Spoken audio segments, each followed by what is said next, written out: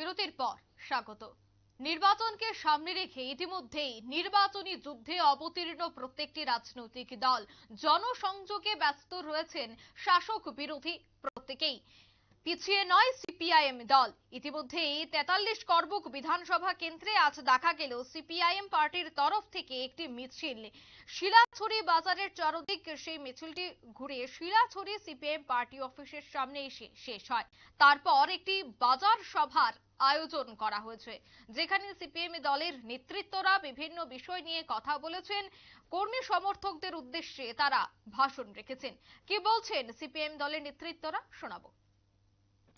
মোদী সরকারও নাই, বিজেপি সরকার পার্টিও নাই। পার্লামেন্টে তেজেন্দ্র চৌধুরী আপনি তো জানে, যারা পার্লামেন্টে আইন পাস করেছিল ফরেস্ট ল্যান্ড পাতা দেওয়া হইব দিচ্ছিল, সারা কিছু দেওয়া হয়েছিল।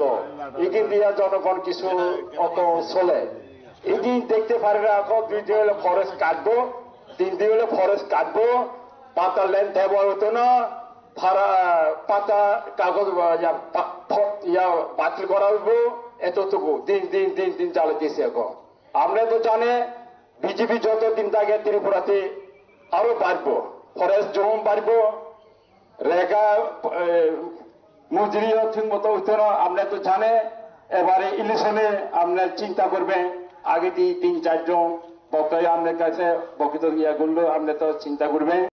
এতটুকু আশ্বাস বিশ্বাস রেখে আজকে জন্য এখানে মিটিং শেষ করা হলো। এমকাল জিন্দাবাদ, ভারতের মার্ক্সবাদী কমিউনিস্ট পার্টি জিন্দাবাদ। আপনারা শুনলেন সিপিআইএম এর নেতৃত্বদের বক্তব্য। তারা বিভিন্ন বিষয় নিয়ে আলোচনা করেছেন, যেহেতু সামনে রয়েছে লোকসভা ভোট। এছাড়া শাসক দলকে বিভিন্ন বিষয়ে কটাক্ষ করতে দেখা গেছে এদিন সিপিআইএম নেতৃত্বদের। মূলত দেখা গেছে করবুক বিধানসভা কেন্দ্রের করবুক বাজারে আজ সেই মিছিলটির আয়োজন করা হয়েছে। তারপর একটি বাজার সভাও করা হয়েছে দলের পক্ষ থেকে। নিয়ে নিচ্ছে ছোট্ট একটি বিজ্ঞাপন বিরতি, সঙ্গে থাকুন।